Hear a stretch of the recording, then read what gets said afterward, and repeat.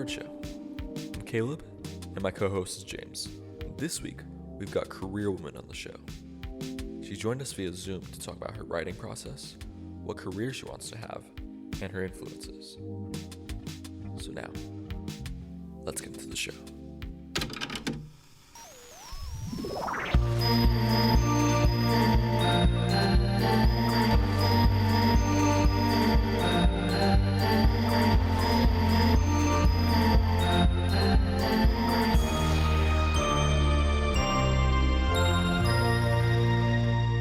So, let's jump in. Awesome. When did you first start writing songs? Like officially writing songs, it was about like 12, I want to say. But I've taken like piano lessons and singing lessons since I was like 4 or something. So that's when it sort of started, just like making up little tunes and stuff. But like for real songs, I'd say like 12.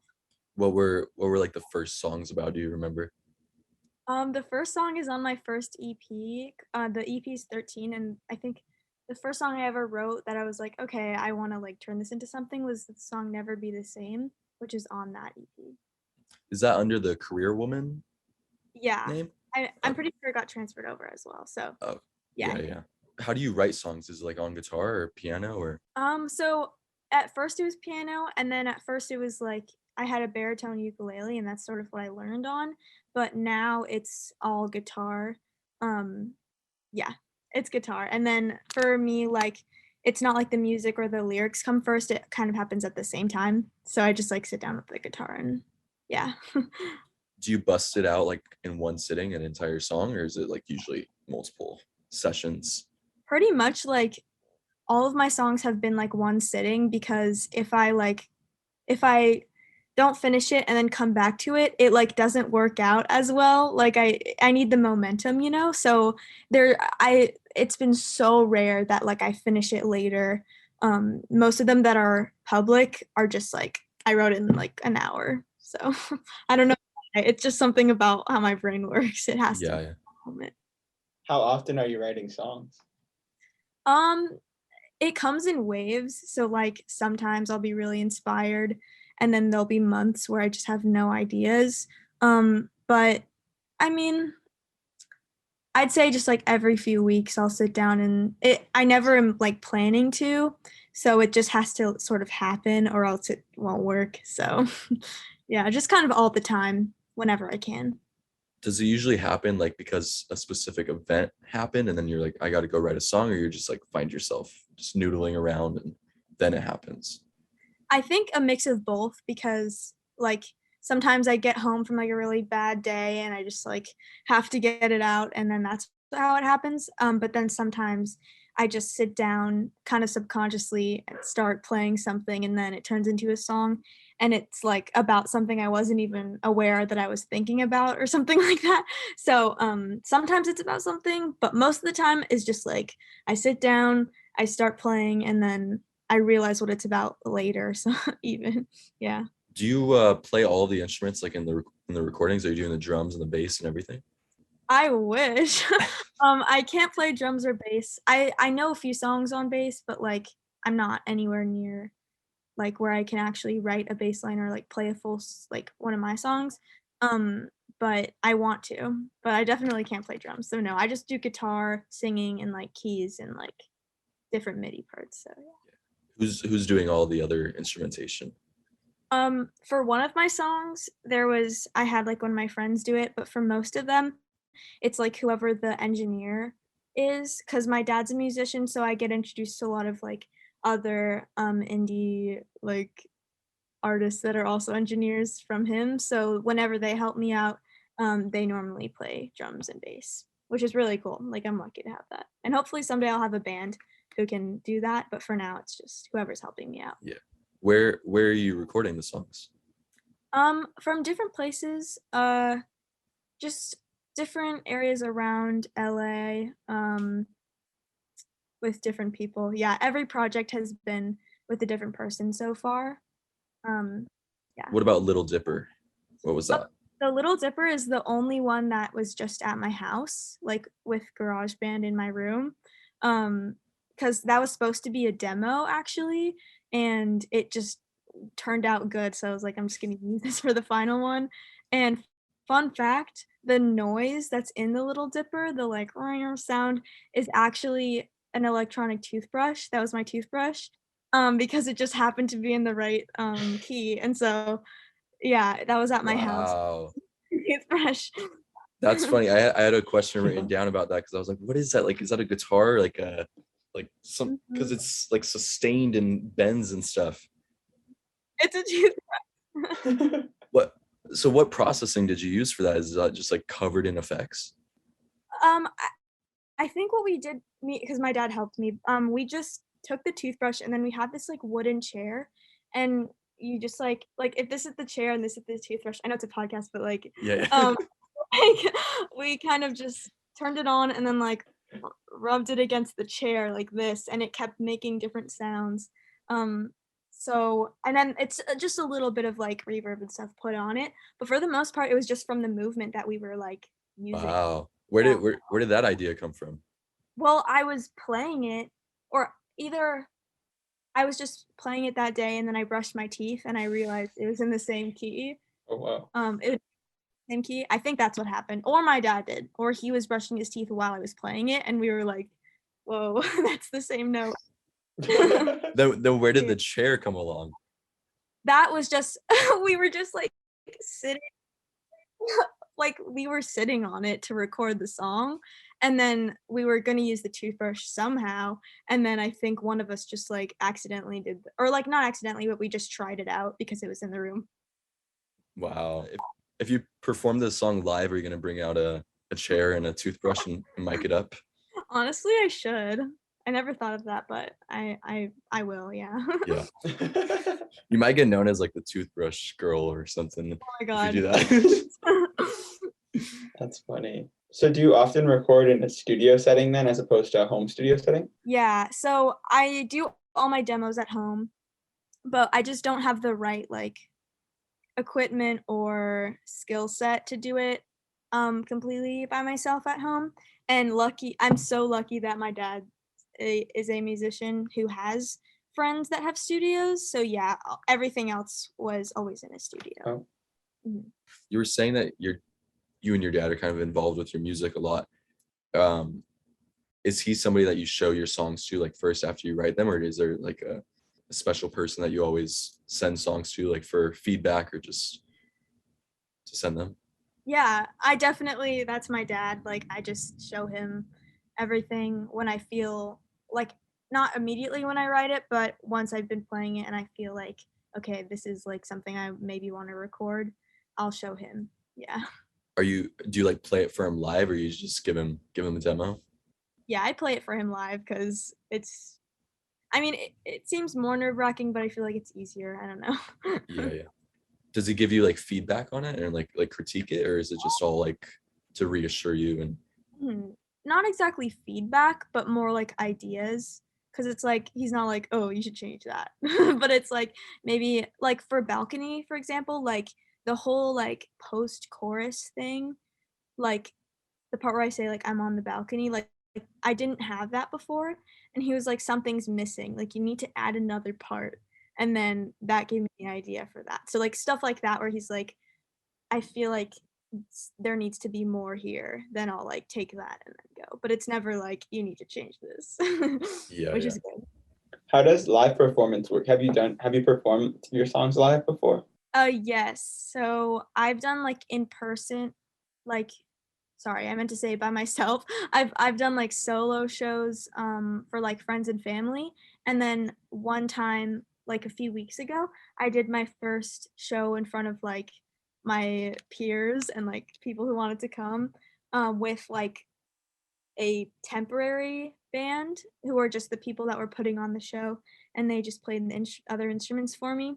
And that was way better than doing it by myself because I have really bad stage fright and like anxiety about that stuff. So yeah, it's definitely one of my biggest fears, but that one time I did it with a band, it was so much fun. So I just have to like get over Yeah. that anxiety. Why the name Career Woman? Or what does the name Career Woman mean to you? Yeah, okay. So career woman, if you don't know, it's like it's already a thing. It's a term used from like the 20s to the 90s that used to be like derogatory for like women who had a career rather than like a family or just who worked. And it used to be like, oh, like she's a career woman, she doesn't care about traditional values. And it used to be sort of a bad thing. But now it's just like not a bad thing, obviously, because times have changed, but I just thought it was ironic for a couple reasons. One, it's, like, old-timey and it's kinda outdated.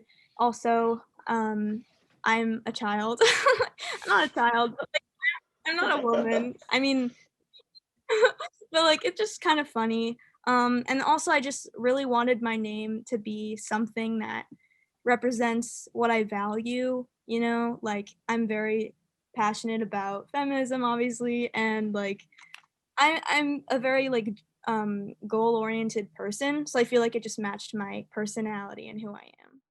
Like speaking of being a goal-oriented individual, like what um what are your plans with music for the future? I wanna just do as much as I can with opportunities that I have.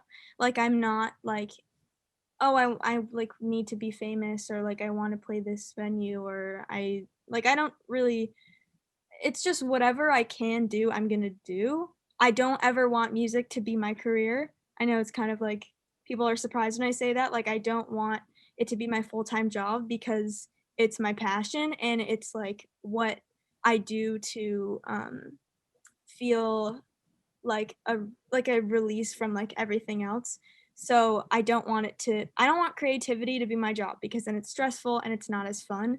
So, I just always want it to be my escape, and obviously I wanna go on tour and, like, have a band and get more, like, listens and stuff like that, but I don't need to be famous. I just need to be, like just do what makes me happy in the future, whatever opportunities I get, if that makes sense.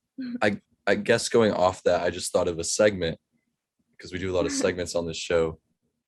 What career does career woman want? We're gonna Hey! we're gonna write some songs for it or a song for it. So let's cue up the what career does career woman want to have music.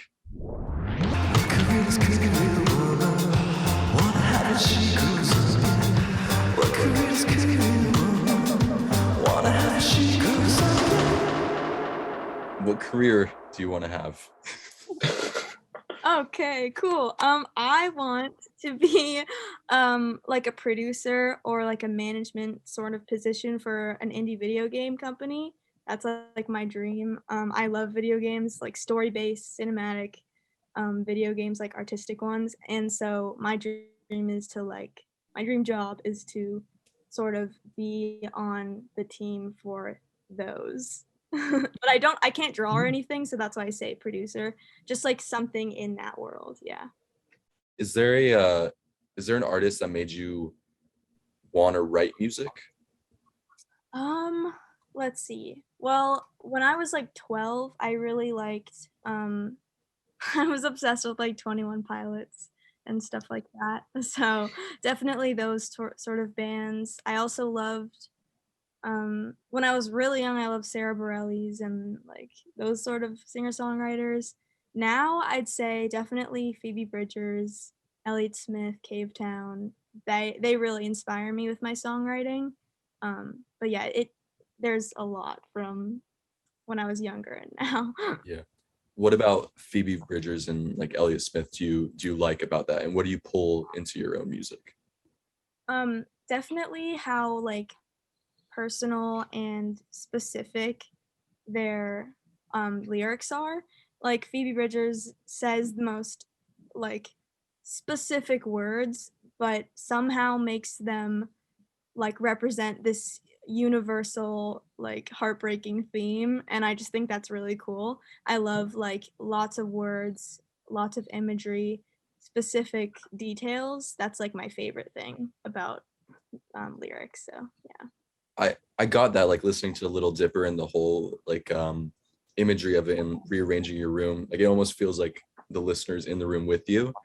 Was that all literal? Like you wrote it after you rearranged your room, or is that like all just imagination, storytelling? Yeah, it's very literal. Like I literally rearranged my room and I was like, this is really sad because we were like clearing stuff out, and obviously I'm almost done with high school. I'm gonna leave for college or whatever soon.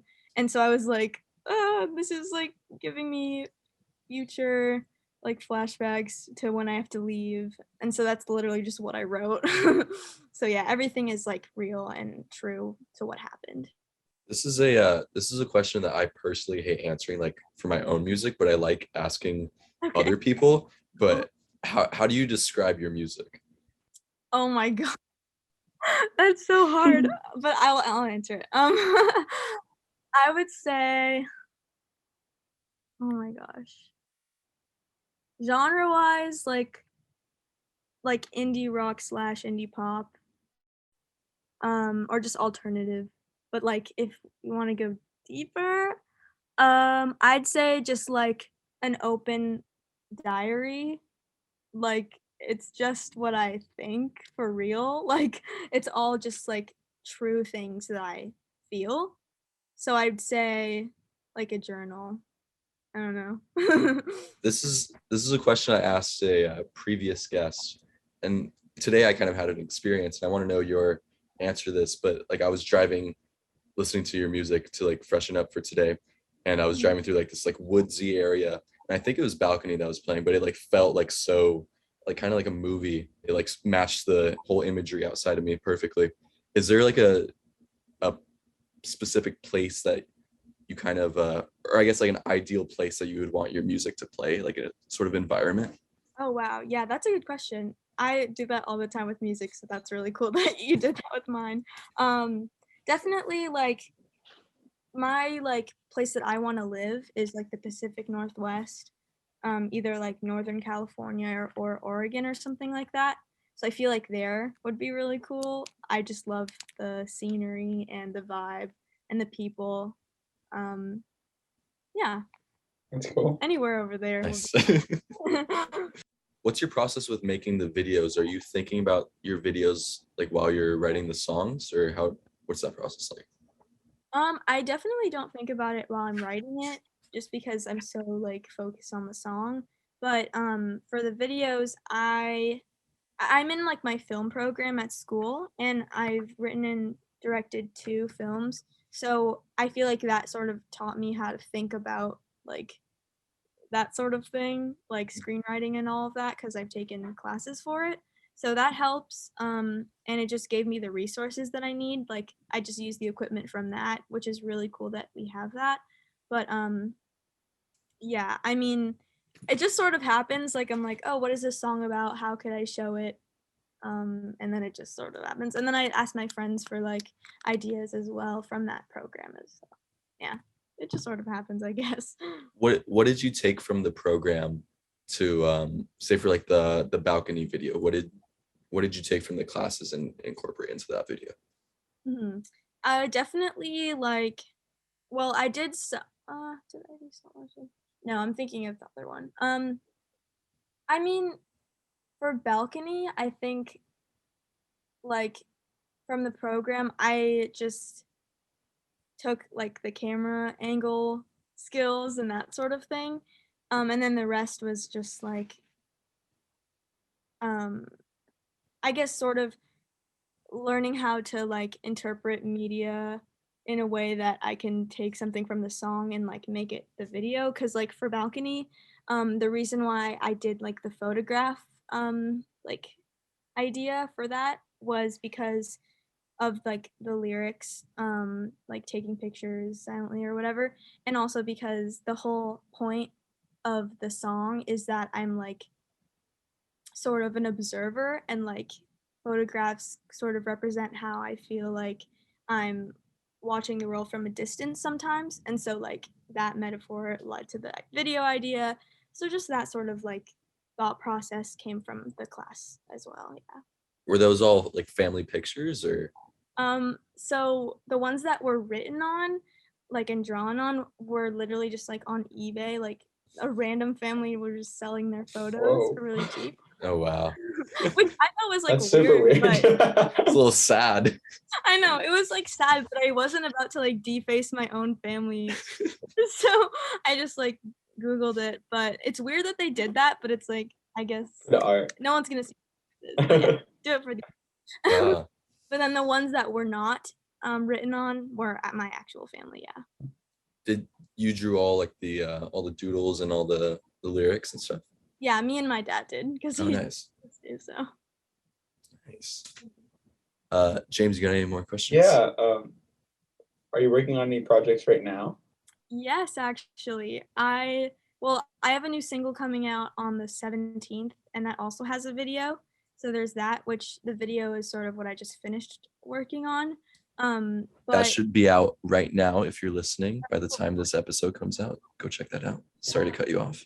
no, you're good. Yeah, so other than that, I have another single that is probably like my favorite song I've ever made, not to like toot my own horn, but I'm really excited about it. That one will be like, I don't know when it's coming out, but I just finished recording it and like mixing it and stuff, and I'm very excited about it. And there might be a video for that too, but I'm working on that idea. So.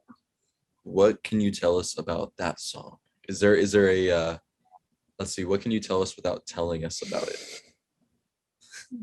I can tell you, like, okay, it's more of like a rock song than the more acoustic ones I've been doing.